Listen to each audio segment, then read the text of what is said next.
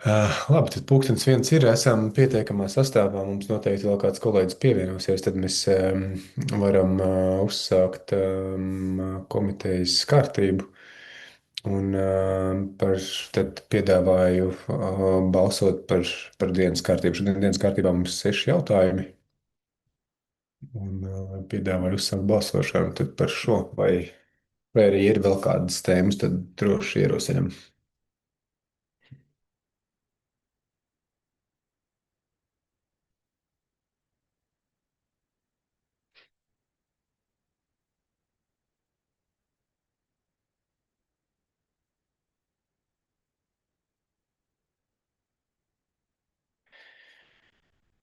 Mārim, ir man jūsu balsojums ieķēries? Tūlīt vienu sekundi, jā. Mhm. Jā, paldies. Tā par 6 pret atturās nav. Tad par dienas kārtību esam nobalsojuši. Un dienas kārtībā mums arī pirmais jautājums par Madonas bērnu un jaunatnes sporta skolas izglītojumā finansējumu noteikšanu dienas mācību treniņu nometņu ēdināšanas izdevumu sekšanai. Pie ziņotājiem Valdemārs Šmugājs. Lūdzu, Valdemār. Labdien, paldies! Tātad šeit iet runa par nometnēm, kuras tiek organizētas Madonas sporta centrā. Tās ir dienas nometnes, bez nakšņošanas un bez kaut kur braukšanas projām un dzīvošanas, tātad, kas ir saistītas tikai ar tīru ēdināšanu. Līdz šim prakse tāda ir bijusi, kad mēs treneriem sakam, ka mēs atmaksājam 50% no ēdināšanas, tālāk viņi līdz šim sarunāja ēdinātāju, un mums arī tika piestādīts šis rēķins 50% apmērā, otru pusi treneri nomaksāja par tiešo tam, kas, teiksim, veica šo ēdināšanu. Tā bija pārsvarā tā kā šeit sporta centrā Uhanova, kas arī šeit strādā sporta centrā. Pēc patreizējiem noteikumiem ir tā, ka mums tātad ir jāveic šī cenu aptauja, un tas nav lielais iepirkums. Mutiski ir apzvanīts un painteresējušies par šo pakalpojumu. Pirmajā tajā lasījumā, ko mēs iesniedzām, tur bija rakstīts, ka 4 eiro no vecākiem, un tā kā 4 eiro no mums, tas bija apmēram plus mīnus vidējā maksa, ko mēs izvilkām no tā, ko piedāvāja ēdinātāji. Ar Seržāni Solvitu runājām pirms tam un vienojamies, ka varbūt šo precīzo summu tur 4 vai 5 eiro nerakstīt, jo patreiz pasaulē viss rit, viss mainās ļoti strauji, un pieturēties pie kaut kāda cipara laikam. Nu, kur viņš pazuda? Tā es pazudu, man ekrāns Jā, beidzot. bet mēs jūs, Valdemār, dzirdam ļoti labi. Ok, man vienkārši pašam ekrāns aizvērās. Pārāk ilgi strādā. Tātad vienojāmies, kad neliekam precīzu ciparu, bet procentus. Ja paliekam pie šī paša, ka vecāki apmaksā 50%, tātad var mainīties ēdinātāja pakalpojums uz augšu vai uz leju, vai kāds varbūt kaut kur nolaist kaut ko zemāk. Līdz ar to tātad ir nevis nauda, bet procenti. Un otrs, kas ir, kad vecāki iemaksā šo naudu pašvaldības kasē.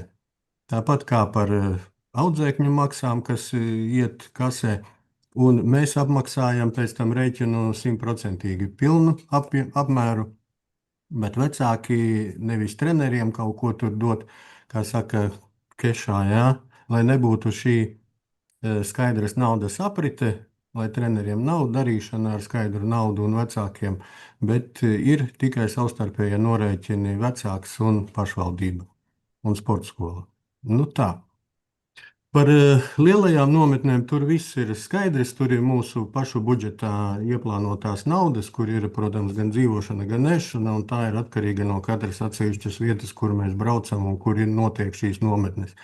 Ja tās ir ārzemēs, kā orientieristi, slēpotāji, biatlonisti, tās staciņas ir iestaigātas un treneri māk skaitīt naudu un izreķina, kur dzīvos, kur ēdīs. ārzemēs parasti treneri ņem līdzi savu produktu un gatavo uz vietas. Nekur neizmanto, var teikt, nekādas publiskās vietas, kur var paēst. Šeit Latvijā mums prakse arī nav pārāk liela, jo viss ir dārgi un atļaujās divreiz aizbraukt uz nometnēm, piemēram, Vieglēti, tepat uz Jēkabpili, kur ir manēža. Bet īpaši uz nometnēm ārpus pašvaldības mēs nebraucam, naudu netērējam.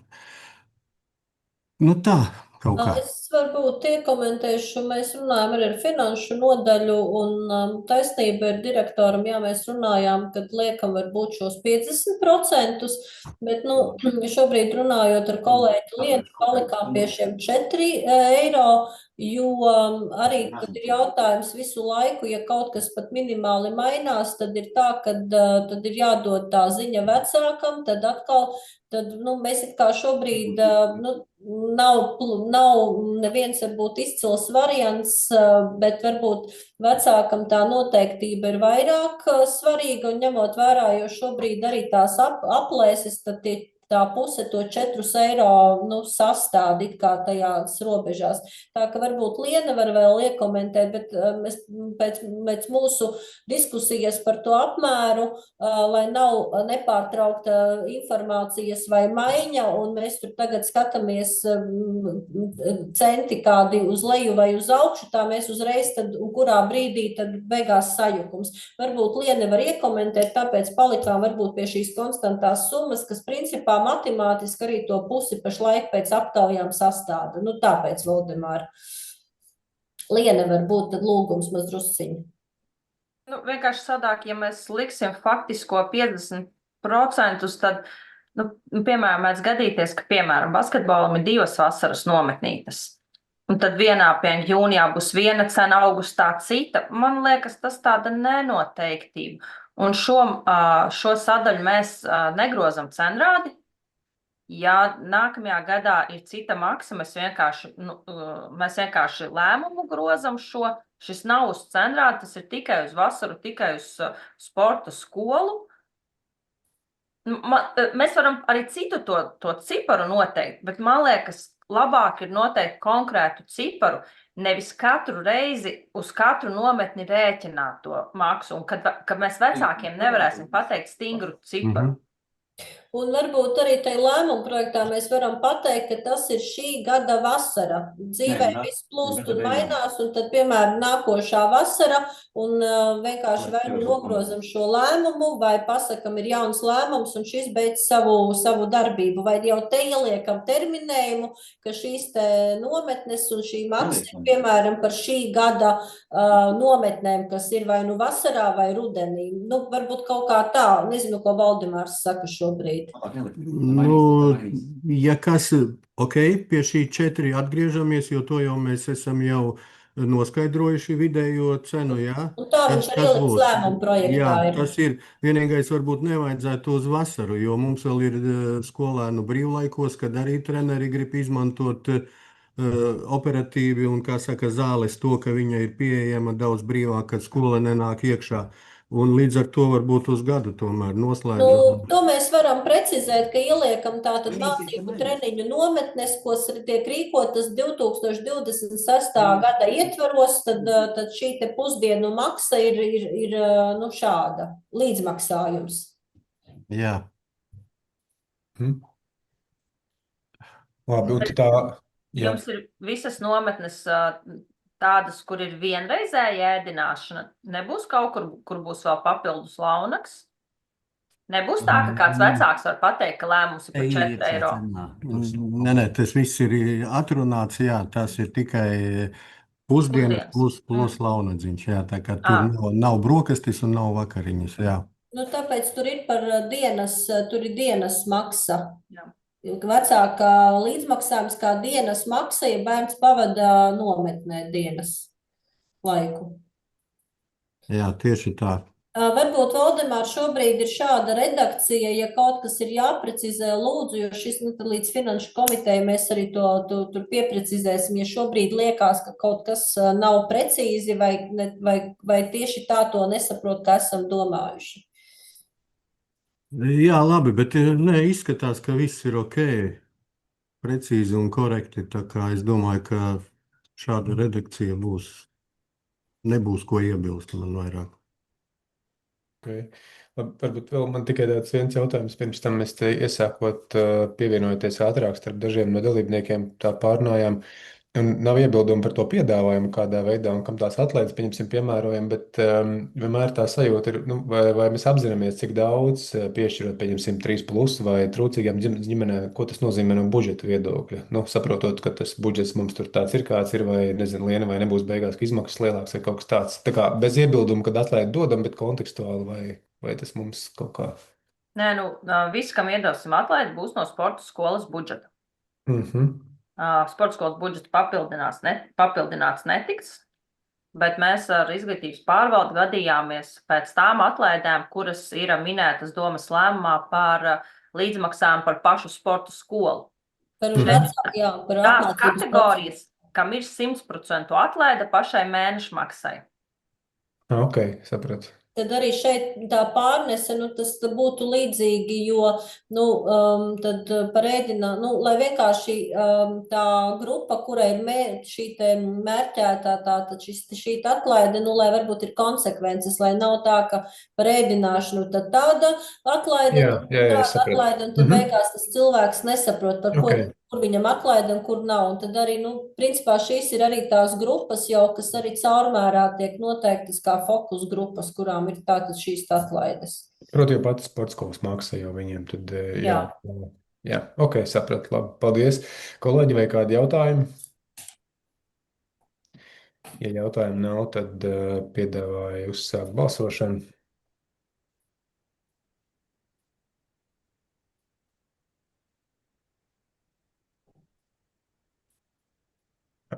Jā, balsošanu slēdzu. Ar 7 par pret atturās nav, tad jautājums atbalstīts. Virzam jautājumu tālāk. Paldies, Valdemār, par ziņojumu. Paldies. Jautājums numur 2 par grozījumiem Madonas novada pašvaldības domes 27. novembra no pagājušā gada lēmumā numur 430 par Madonas novada pašvaldības maksas pakalpojumu cenrāžu apstiprināšanu. Ziņotājos Alda Elīte, bet cik es zinu, Alda nevar pievienoties. Un tad Solvit, tu varēsi iekomentēt kaut ko? Jā, es varu iekomentēt, gan arī Liene var papildināt. Lietas būtība ir sekojoša, ka šobrīd valstī un tā skaitā arī pašvaldībā tiek īstenots Eiropas sociālā fonda projekts, kas ir fokusēts uz STEM nodarbību, tātad apmeklēšanu bērniem tādā veidā veicinot interesi par STEM tātad šiem te priekšmetiem. Un šobrīd projekta ietveros tātad ir izveidots katalogs ar tām iestādēm, nu, organizācijām, kas piedāvā šādas nodarbības izglītības iestādēm. Un mūsu novadā šobrīd arī pašvaldības bērnu jauniešu, tātad pašvaldības dibinātā iestāde bērnu jauniešu centrs arī šādu apmācības programmu ir izstrādājis, jo viņiem ir tātad arī šī te robotika, un viņi šobrīd tātad šādu pakalpojumu piedāvā nodarbību veidā. Un to var izmantot gan novada izglītības iestādes, tas atbild, kam tas, nu, teiksim, tā mērķa grupa, kam tas ir domāts, kā arī to var izmantot, ja to par labu esam atzīst arī citas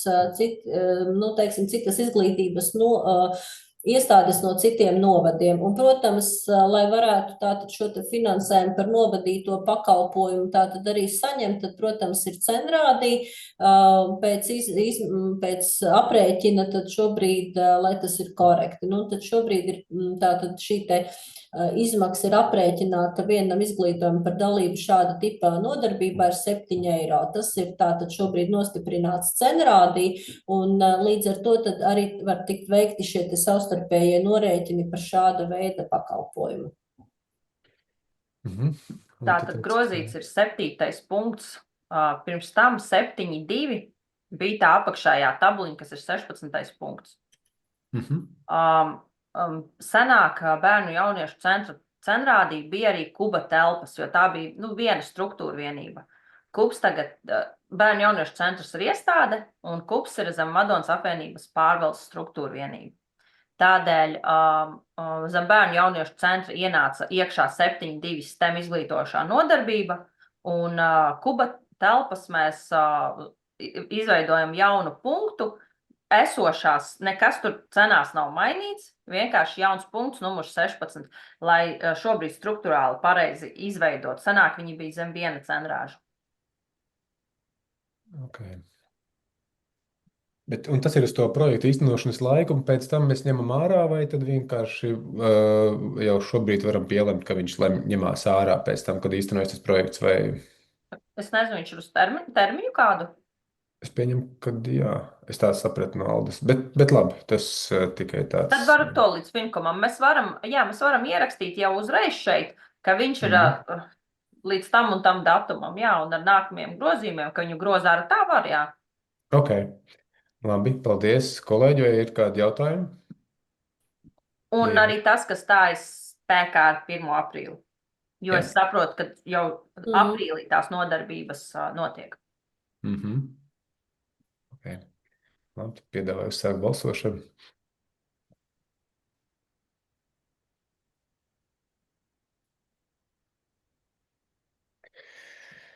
Balsošana slēdz ar 7 par, pret atturās nav, tad jautājums atbalstīts. Virzam jautājumu tālāk. Jautājums numur 3 par Madonas novada pašvaldības iekšējā normatīvā akta grozījumu Madonas novada pašvaldības 26. gada 30. janvāra iekšējā normatīvā aktā numur 8 kārtību, kādā piešķiram izlieto pašvaldības budžetā paredzētos līdzekļus Madonas novada pašvaldībā. Ziņotājos Solvit, lūdzu, Solvit. Jā, tātad šobrīd tas ir jautājums Tas ir jautājums par to, kādā veidā mēs veicam šos te norēķinus un kāda ir, ne norēķinus, bet kāda ir kārtība, lai saņemtu tātad šo te atbalstu ēdināšanas pakalpojumu nodrošināšanai. Un tur ir punkts, kas arī paredz to, ka izglītības iestādes vadītājs, ja izglītojamies veicis kādus pārkāpumus, tātad var uz laiku apturēt tātad šo te atbalstu ēdināšanas pakalpojumu nodrošināšanai. Un uz šo punktu mums ir norādījis arī bērnu tiesības, ka tas nav bērna interesēs un principā šādā formātā šī ir tāda primārā vajadzība un tai nebūtu jābūt pie kāda pārkāpuma kā sodam. Līdz ar to, lai mēs to pašu arī tā apzināmies un mums arī bija arī tādi gadījumi, kad varbūt kaut kādā mērā šī norma tiek pārsteidzīgi arī piemērota, netiek pat brīdināts un domājot vislabākajā veidā, bet šobrīd, lai noņemtu visādas šīs te šaubas, mēs viņu šobrīd slēdzam, ir jāmeklē citi veidi, kā šobrīd tātad domāt par to, kad bērni tiek motivēti ievērot noteikumus, bet mēs nepiemērojam šo te normu. Mums ir arī jādod savu atbildi arī bērnu aizsardzības centram, ka mēs esam tātad veikuši šobrīd grozījumus, kas neparedz šādu kārtību. Tā ir tā būtība, kāpēc varbūt šis te jautājums arī komitejā. Paldies par komentāru, vai ir jautājumi? Ja jautājumu nav, tad piedāvāju sākt balsošanu.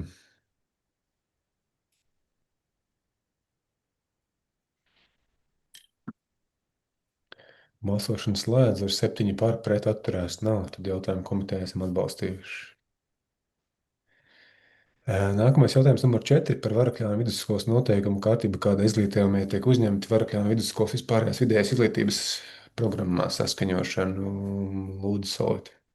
Jā, tas ir ļoti līdzīgi atminaties no iepriekšējās komitejas un domes sēdes, tātad lietas būtība ir sekojuši, ņemot vērā, ka ir notikušas izmaiņas ārējā normatīvā, kas attiecās uz izglītojumu uzņemšanu, tātad gan tātad vidusskolā, gan arī brīvajās vietās 10. un 12. klasē, tad šobrīd ir arī konkrētām izglītības iestādēm uzdevums sakārtot savus normatīvus atbilstoši ārējiem.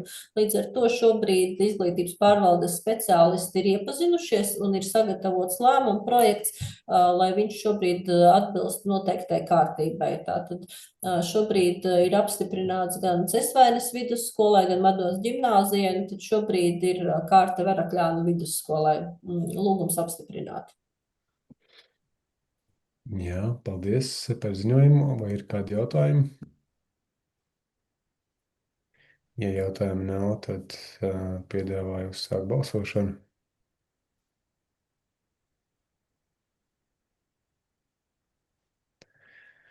Balsošana slēdz ar 7 par, pret atturās nav. Tad noteikumus esam apstiprinājuši un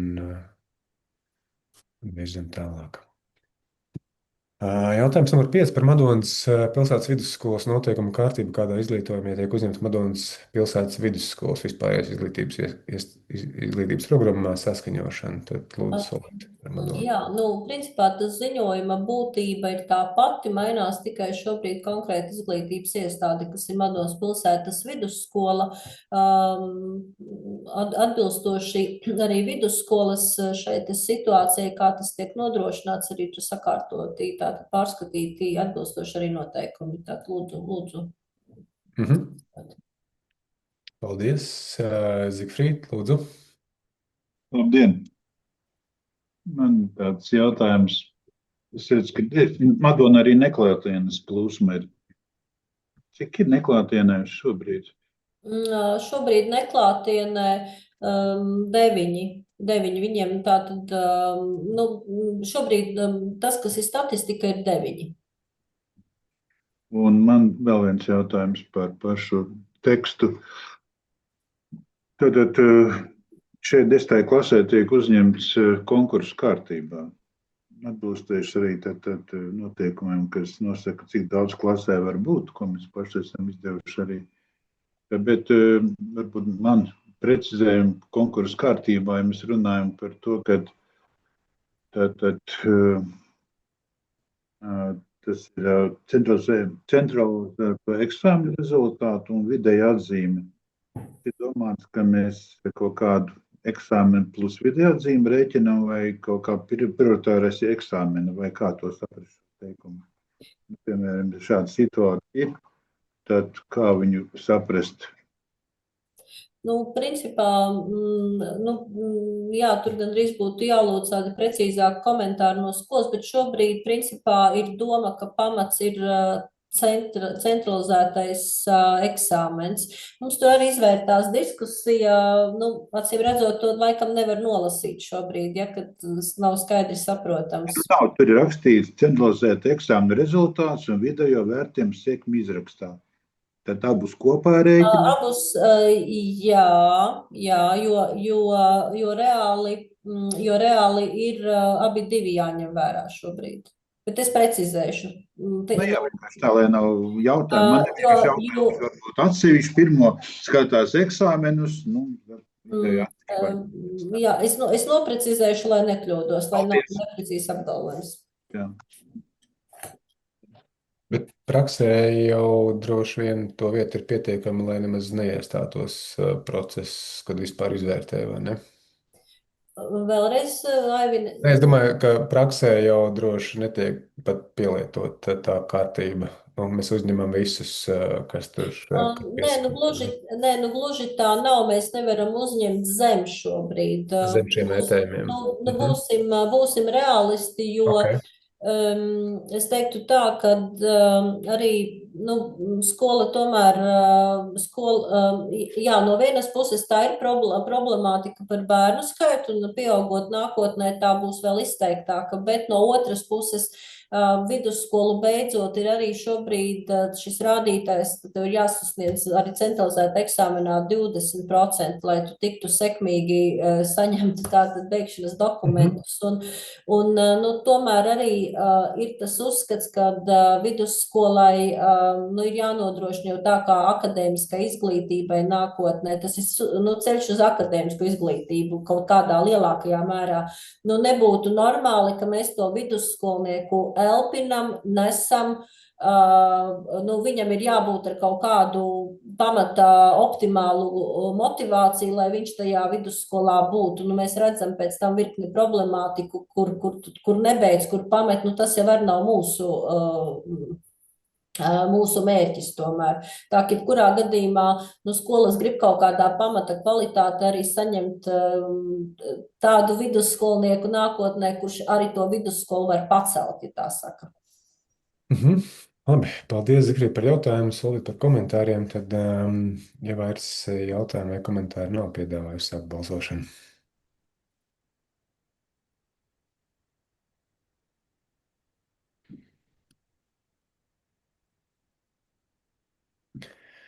Balsošana slēdz ar 7 par, pret atturās nav, tad esam atbalstījuši arī noteikumus vidusskolai.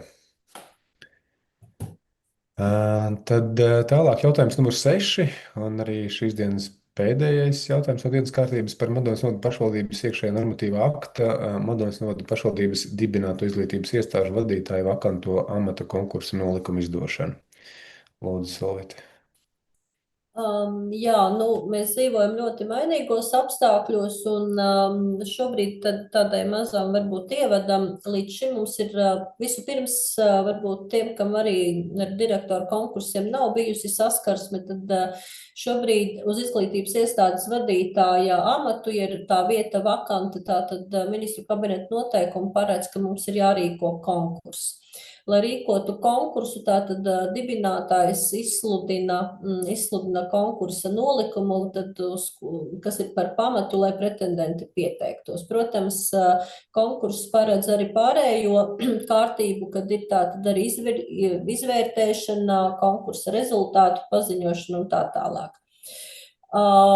Šobrīd mums līdzinējā kārtība bija sekojoša, ka ja bija katra konkrētā vakantā vieta, tad mēs arī katrai izglītības iestādes šādam direktora amatam sludinājam atsevišķu konkursu. Šobrīd mazliet jau ir tādas nojautas vai tādas arī sagaidāms, ka šajā vasarā tie varētu būt vairāki konkursi, un vasara ir tik gara, cik viņa ir. Un arī no iepriekšējo konkursu pieredzes, lai mums būtu varbūt lielāka tāda iespēja daudz varbūt laika ziņā operatīvāk konkursus izsludināt, ja viņš, piemēram, vai beidzās bez rezultāta, vai viņš ir jāsludina atkārtoti vai vēl. Tas nozīmē, ja viņš ir katrs uz domes sēdi, tad mums tas laika termiņš ļoti ieilgs, bet jaunam direktoram, protams, uz jauno mācību gadu būtu tikai normāli, ka viņš jau ir mums iestādes priekšgalā izvērtēts un spēj darbu pienākumus pildīt.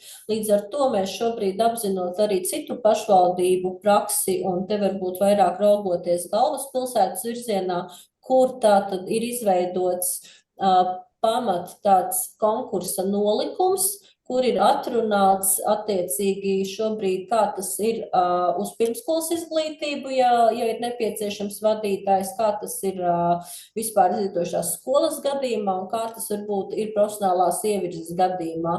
Un tad, protams, ir atrunāti tie soļi, un tā izpildu direktora kompetence un izglītības pārvaldes kompetence un galu galā arī tie kritēriji, kas tiek ņemti vērā, lai šo konkursu varētu īstenot. Tāda ir tā doma, un tas mums varbūt ļautu daudz, varbūt arī tā operatīvāk šos procesus vadīt.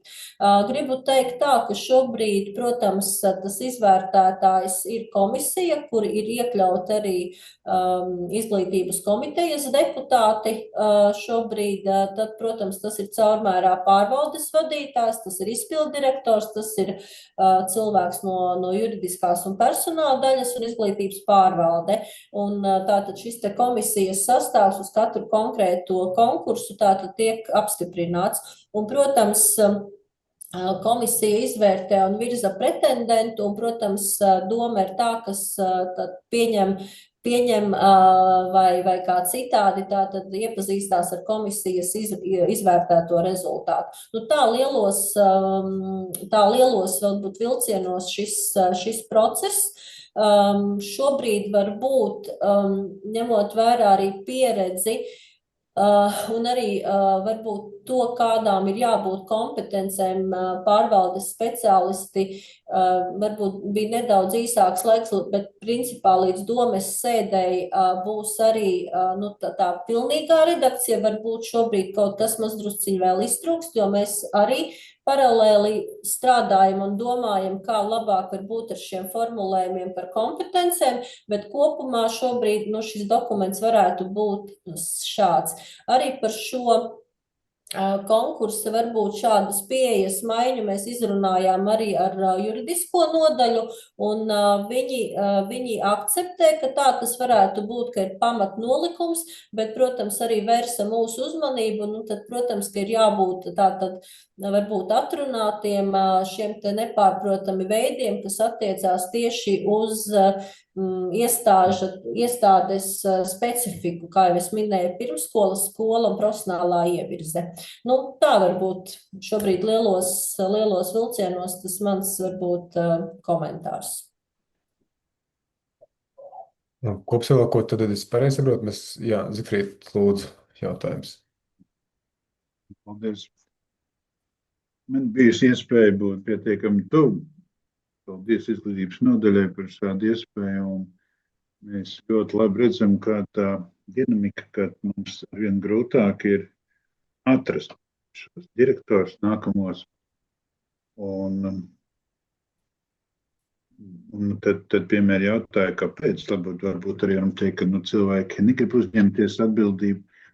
Bet bieži vien arī varbūt tie noteikumi, kurus mēs piedāvājam, bieži vien neļauj viņam uzņemt šo drosmu un pieteikties. Un, protams, ka jābūt ar saviem kritērijiem, savām kvalitātēm, lai vadītājs būtu, bet es gribu teikt to, ka pa vadītāju jau neizveidojas uzreiz. Viņš kādā laika posmā, ja arī pa vadītāju vai nepiedzims, par vadītāju ir mācīties, bet tas jau nenozīmē to, ka tu būsi vadītājs. Un man gribētos, varbūt, ja drīkst tā teikt, mīkstināt šos noteikumus šiem pretendentiem. Un tas varbūt šajā dokumentā 7.4 punkts, kur ir ne mazāk kā 2 gadu pieredze izglītības vadības darbā vai vadības darbā attiecīgā jomā.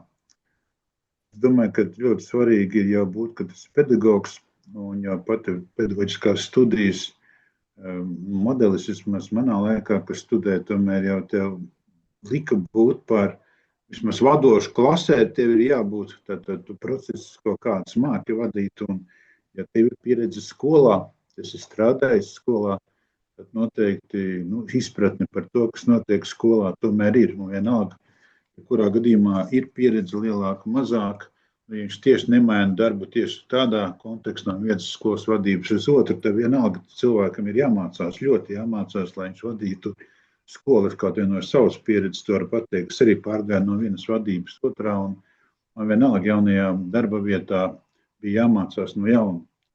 Cita likumdošana, cita noteikuma. Tā kā varbūt tieši 2 gadi, ne visi, cieši mazajās skolās pedagogi, to vietnieku jau arī nemaz nav. Ja arī tu viens kādu viņš tur vadošo darbu var iegūt. Principā mēs šādā veidā diezgan samazinām to skaitu, kas varētu pieteikties, ja tie ir jaunie cilvēki, jaunie pedagogi, kas varētu uzņemties. Ja. Tā kā, protams, tas ir tāds mans redzējums, un varbūt mēs tomēr svarīgi, ka viņš ir tajā pedagoģiskā darbā, ir bijis, ka tiešām skola ir pieredze un izpratne par to, protams, izglītību, bet šo pieredzi varbūt mēs varētu būt priekšrocība, vispār priekšrocība, bet nekā pamatnoteikums, lai tu pieteiktos. Paldies! Gribu teikt, ka mums ir tas smalkais uzdevums arī nodrošināt, lai nenobīstās, lai viņam pieņem to izaicinājumu un arī to kvalitāti. Vispirms jau pats pamats ir tas, ka, lai tu pretendētu par vadītāju, tavai darba pieredzē pedagoģijā ir jābūt vismaz 3 gadiem. Tas ir likumdošanā nostiprināts, un es teiktu, ka tā ir ļoti būtiska lieta. Tu nevari vadīt, ja tu nepārzini, teikšu tā, sarunu valodā sakot, virtuvi. Un otra lieta, nolikuma 9. punktā, varbūt Zigfrīd ir atrunāts, ko uzskata par vadības darbu. Ja?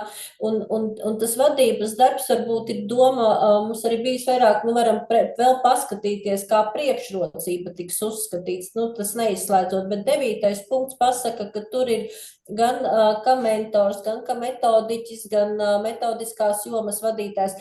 Tas vadības darbs jau ir arī caur tādiem kā darba pienākumiem vairāk, bet es pieņēmu, es dzirdēju, mēs arī varbūt pārskatīsim un precizēsim šobrīd, un varbūt, jautājums arī, ko pārējie šobrīd domā.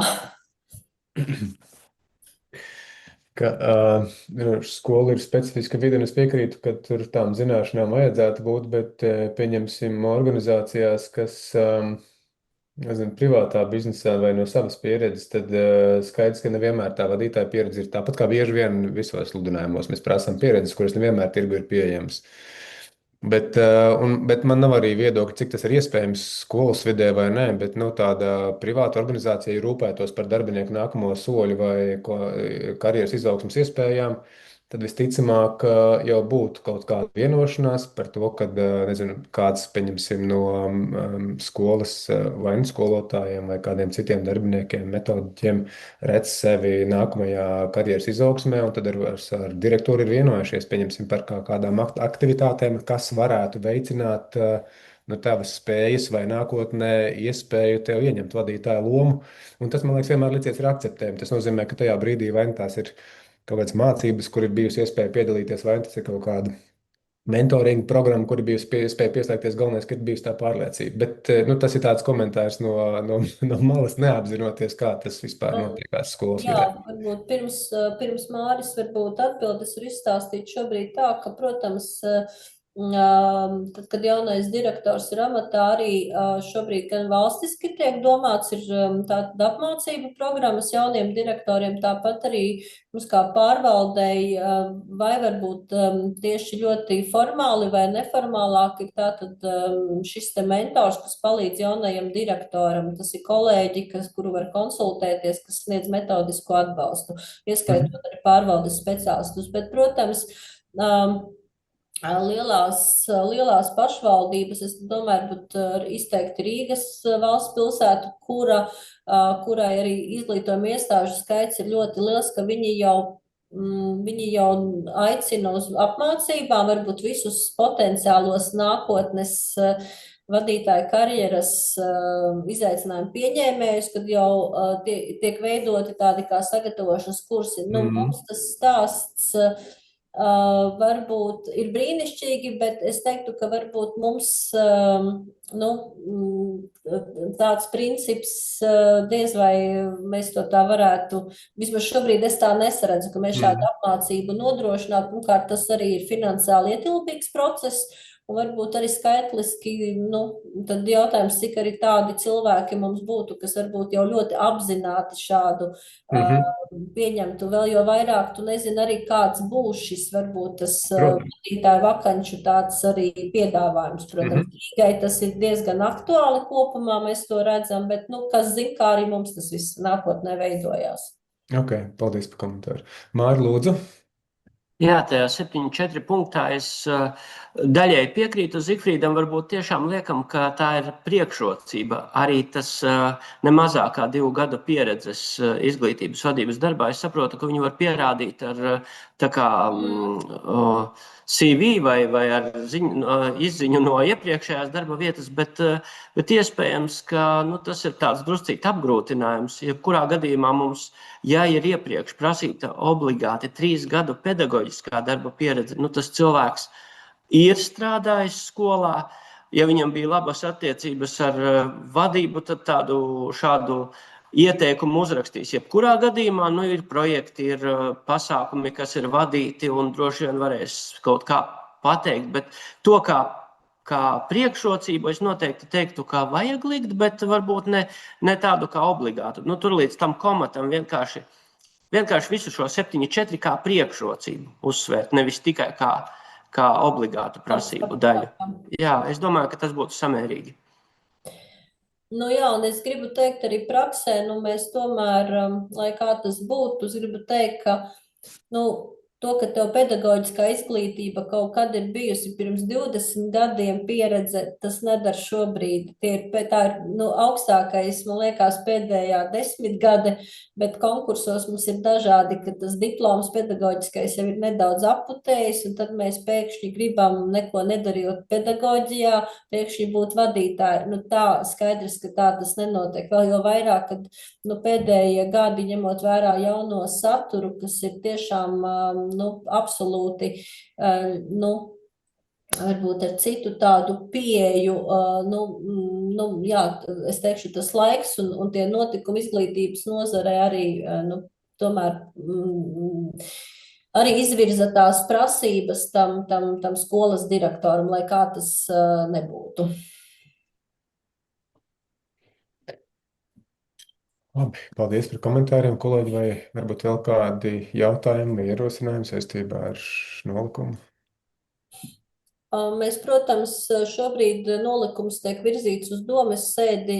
Es aicinu ikvienu, ja kaut kas jums varbūt no malas nešķiet saprotams, ja jums tas nav nešķiet saprotams, nu noteikti arī tam cilvēkam, kas startēs, arī nebūs varbūt saprotams, tāpēc dodiet ziņu, lai viņš būtu tāds, kad trešai personai lasot ir skaidrs, kas ar to ir domāts. Un, protams, nav tie rīkojumi, kas paredzētu varbūt tieši uz pašu konkrētu izsludināšanu, tie sekos, bet tieši no tādiem varbūt uzstādījumiem es aicinu, ja jums vien par kaut ko ir šaubas vai kāds ieteikums, tad lūdzu dodiet ziņu.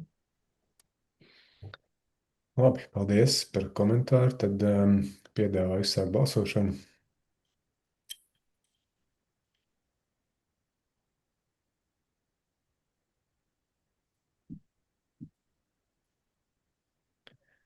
Balsošanas slēdz ar 7 par, pret atturās nav. Tad esam nobalsojuši par jautājumu virzīšanu uz domas sēdi. Līdz tam tad varam arī vēl apskatīties vēlreiz nolikumu, un ja ir kādi ierosinājumi, tad droši nāk klajā. Labi, tas no šīs dienas pieteiktajiem jautājumiem viss esam izskatījuši. Vai ir vēl